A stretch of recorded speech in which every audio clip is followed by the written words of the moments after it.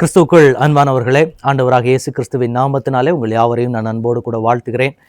மீண்டுமாய் ஒரு புதிய நாளிலே தேவன் நம்மை சந்திக்க செய்த கிருபைக்காக நான் தேவனை அதிகமாய் ஸ்தோதரிக்கிறேன். எல்லாரும் சந்தோஷமா இருக்கிறீங்களா?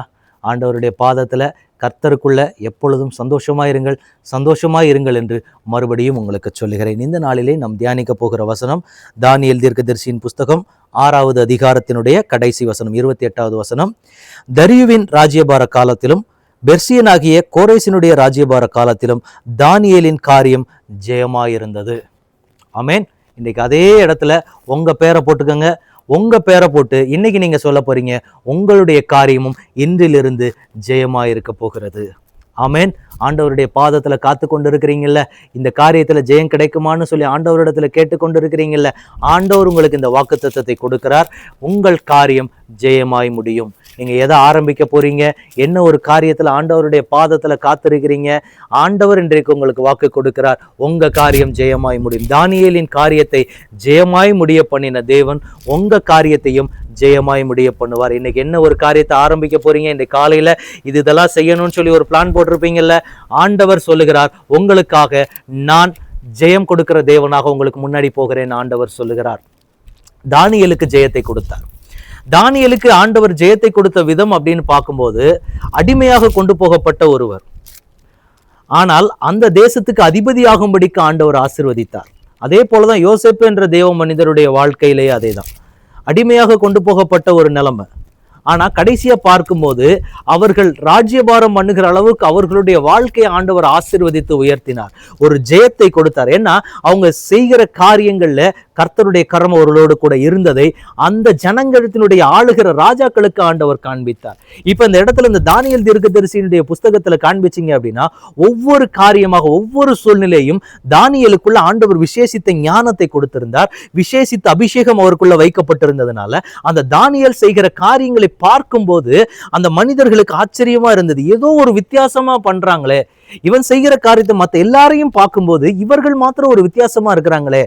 ஆண்டவர் ஒவ்வொரு பிள்ளைகளுக்கும் கொடுக்கிற ஒரு விசேஷித்த கிருபை என்னன்னா, நம்மளை பார்க்கிற ஜனங்கள் நம்மள மாதிரியே நம்ம ஸ்டேஜில் இருக்கக்கூடிய அநேகரை பார்க்கும்போது ஒரு வித்தியாசத்தை ஆண்டவர் காண்பிப்பார். இவங்க கிட்ட ஏதோ ஒண்ணு வித்தியாசமா இருக்குது, ஏதோ இவங்க பேசுகிற காரியத்துல ஏதோ ஒரு வித்தியாசத்தை பார்க்க முடியுது, இவங்ககிட்ட பேசிட்டு இருக்கும்போது ஏதோ ஒண்ணு நம்மளை பண்ற மாதிரி இருக்கு அப்படின்னு சொல்லிட்டு நீங்க அநேகர் எத்தனை பேர் அந்த மாதிரி சந்தித்திருக்கிறீங்கன்னு எனக்கு தெரியல.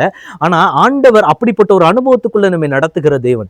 நம்ம வேலை பார்க்குற இடமா இருக்கட்டும், நம்ம போகிற இடமா இருக்கட்டும், நம்ம படிக்கிற இடமா இருக்கட்டும், நம்மை பார்க்கிற ஜனங்கள் என்ன பண்ணணும் அப்படின்னா, இவங்க கிட்ட ஏதோ ஒண்ணு வித்தியாசமா இருக்குது. நார்மலா தான் பேசுவாங்க, ஆனா சில மனிதர்கள் பேசும்போதே அவங்க மூலமா அந்த வார்த்தைகள் தீர்க்க தரிசனமா வெளிப்பட ஆரம்பிக்கும்.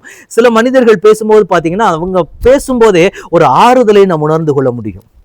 அப்ப அதெல்லாமே பாத்தீங்கன்னா தேவன் நமக்கு கொடுக்கிற அந்த விசேஷித்த கிருபை. ஒரு மேல ஆண்டவர் ஒரு அபிஷேகத்தை வைக்கும்போது, ஒரு ஆவியை வைக்கும்போது, அவங்க மூலமா வார்த்தைகள் வரும்போதே அந்த வார்த்தைகளை நம்ம கேட்கும் போது நமக்கு எப்படி இருக்கும் அப்படின்னா, இருதயத்துக்கு ஆறுதல் உண்டாக்கப்படும்.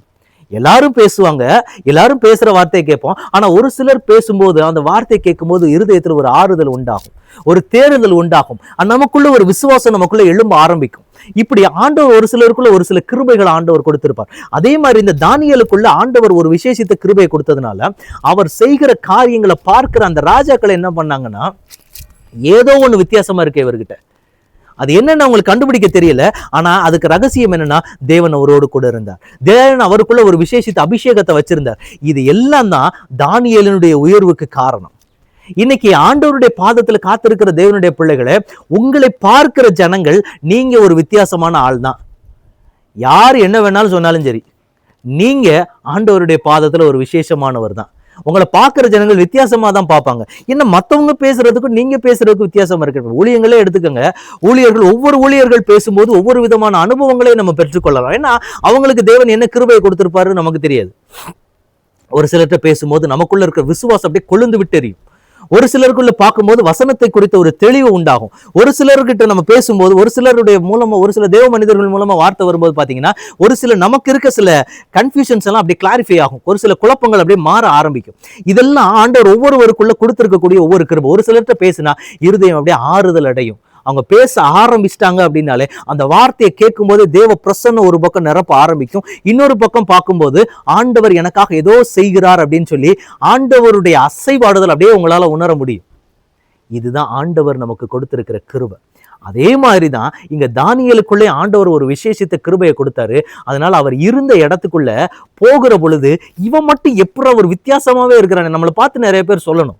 அந்தபடியா தேவன் நம்ம அதுக்குதான் நம்ம ஆண்டவர் இடத்துல கேட்கணும், ஆண்டவரே எங்களை பார்க்கிற ஜனங்கள் எல்லாருமே இவங்க கிட்ட எதுவோ ஒண்ணு வித்தியாசம் இருக்குது, மற்றவங்க பண்றாங்க அதையே தான் இவங்களும் பண்றாங்க, ஆனா இவங்க கிட்ட ஏதோ ஒரு வித்தியாசம் இருக்குன்னு சொல்லி இனிமேல் உங்களை பார்த்து நிறைய பேர் சொல்ல போறாங்க. இது வரைக்கும் நீங்கள் ஒரு சிலர் சொல்கிறத கேட்டிருப்பீங்க, ஆனால் இனிமேல் நிறைய பேர் உங்களை பார்த்து சொல்ல போகிறாங்க. ஏன்னா உங்களுக்குள்ளே இருக்கிற அபிஷேகம் அப்படி ஒரு வித்தியாசமான காரியங்களை செய்கிற ஒரு அபிஷேகத்தை தான் ஆண்டவர் உங்கள் மேலே வச்சிருக்கிறாருங்க. இதுதாங்க தேவன் உங்களுக்கு கொடுத்துருக்கிற கிருபை. அதனால தான் நிறைய பேர் உங்களை பார்த்து எல்லாரும் பேசும்போது ஒரு மாதிரி இருக்கு, ஆனால் நீங்கள் பேசும்போது மட்டும் ஒரு வித்தியாசத்தை உணர முடியுதுன்னு நிறைய பேர் சொல்கிறாங்கல்ல, அதுக்கான காரியமே அதுதான். அதனால இங்கே தானியேலுக்கு அதே மாதிரி தான். அதுதான் அவரை உயர்த்தினதுக்கு ஒரு ஸ்தானம், ஒரு அட்ராக்ஷன் ஆண்டவர் அந்த இடத்துல கிரியேட் பண்ணுவார். நீங்க ஆண்டவர்கிட்ட போய் நில்லுங்க, ஆண்டவரை எனக்கு அந்த மாதிரி ஒரு கிருபையை கொடுங்க. நான் பார்க்கும்போது நான் பேசும்போது எல்லாரும் செய்யறதை தான் நானும் செய்யறேன், எல்லாரும் பண்றதை தான் நானும் பண்றேன், எல்லாரும் செய்கிற காரியத்தை தான் திரும்ப நானும் செஞ்சிட்டு இருக்கிறேன், ஆனா நான் செய்கிறதுல ஒரு வித்தியாசம் இருக்கும். ஏனென்றால் என் தேவன் என்னோடு கூட இருக்கிறார், அவர் என் மேல வைத்த அபிஷேகம் எனக்குள்ள இருக்கிறதுனால எனக்கு என்ன நடக்குது அப்படின்னா, நான் செய்கிற காரியம் நார்மலா மற்றவங்க செய்யறதா, மற்றவங்க பண்ற வேலை தான் நானும் பார்க்கிறேன், மற்றவங்க பேசுற மாதிரி தான் நானும் பேசுறேன், மற்றவங்க செய்யறது தான் நானும் செய்யறேன்.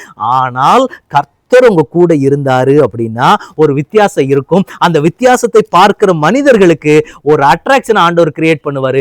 கிரியேட் பண்றதுனால ஒரு ஆசீர்வாதத்தை, ஒரு நன்மையும், ஒரு விடுதலையும் உங்க வாழ்க்கையில நீங்க அபரிவிதமாய் பெற்றுக்கொள்ள முடியும். இதுதான் தானியேலுடைய வாழ்க்கையில அந்த ஜெயத்துக்கான சீக்ரெட். இன்றைக்கு ஆண்டவர் அதை தான் உங்களுக்கும் சொல்லி கொடுக்கிறாரு.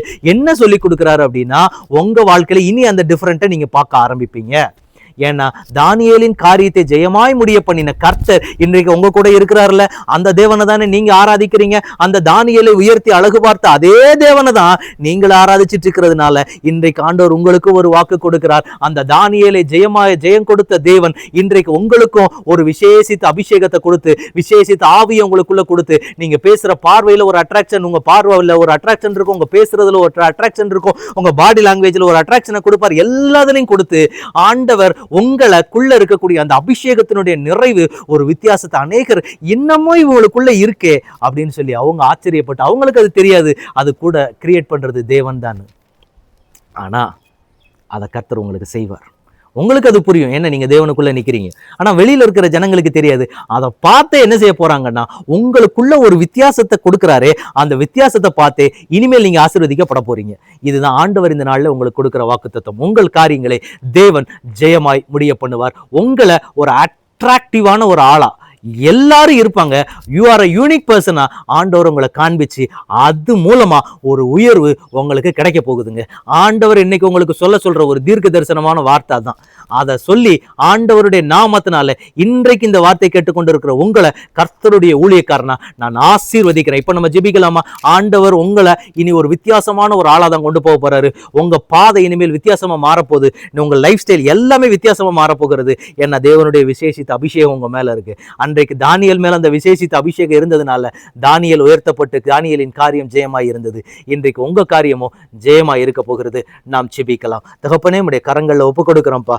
தானியேலுக்குள்ள இருந்த ஒரு விசேஷித்த அபிஷேகத்தினால தானியேலுக்கு ஆண்டவர் ஒரு ஜெயத்தை கொடுத்து அவர் ராஜ்யத்துல உயர்ந்த ஸ்தானத்துல வச்சு அழகு பார்த்தீங்க ஆண்டவரே. அதே மாதிரி தான் உங்க சமூகத்துல காத்திருக்கிற உங்க பிள்ளைங்க இருக்கிறாங்கப்பா. அந்த பிள்ளைகளுக்கு வேண்டிய கிருபைகளை கொடுங்க. ஒரு அட்ராக்டிவ் ஒரு கேரக்டர் அந்த பிள்ளைகளுக்குள்ள கொடுத்திருக்கிறீங்க. ஒரு யூனிக்கான பிள்ளைகளை உங்களுடைய பிள்ளைகளை வைத்திருக்கிறீங்க. அந்தபடியான ஒரு விசேஷித்த அபிஷேகத்தை உங்க பிள்ளைங்க மேல வச்சிருக்கிறீங்கப்பா. அதனால ஒரு உயர்வு அந்த பிள்ளைகளுக்கு நீங்க கொடுத்து உங்களுடைய பிள்ளைகளை மகிழ பண்ண போகிறதற்காக ஸ்தோத்திரம். எல்லா காரியத்திலையும் தானியேலை ஒரு வித்தியாசமானவனா வைத்து அவர்களை உயர்த்தினீரே, அதே போல உங்க பிள்ளைங்களை உற்சாகத்தோடு உங்க சமூகத்துல வந்து நிக்கிறாங்க. அவர்களை ஒரு வித்தியாசமான முறையில அவர்களை வைத்து நீங்க அந்த பிள்ளைகளை பலப்படுத்தி ஆசீர்வதிக்க போகிறதுக்காக தகப்பனே உமக்கு நன்றி செலுத்துகிறோம். அந்த தடைகள் மாறட்டும், சூழ்நிலைகள் மாறட்டும். உங்க அபிஷேகத்தின் கரத்துக்குள்ள உங்க பிள்ளைகளை நான் ஒப்புக் கொடுக்கிறோம்ப்பா. இன்றைக்கு அந்த பிள்ளைகளுடைய காரியங்கள் ஜெயமாய் முடியட்டும். அவருடைய வாழ்க்கைகள் ஜெயமாய் மாறட்டும். அவங்க எடுத்து வைக்கிற காரியங்கள் ஜெயமாய் மாறட்டும். என்னென்னலாம் பிளான் பண்ணியிருக்கிறாங்களோ எல்லா பிளான் இயேசுவின் நாமத்தினால சக்சஸ் ஆகட்டும். ஒரு ஜெயத்தை கொடுத்து உங்க பிள்ளைங்களை நீங்க மகிழ பண்ண போகிற தயவுக்காக தகப்பனே உமக்கு நன்றி செலுத்துகிறோம். தடைகளை உடைங்க, சூழ்நிலைகளை மாற்றுங்க. இயேசு கிறிஸ்துவின் பரிசுத்த நாமத்தில் ஜெபம் கேளும் எங்கள் நல்ல பிதாவே. ஆமென், ஆமென், ஆமென். God bless you.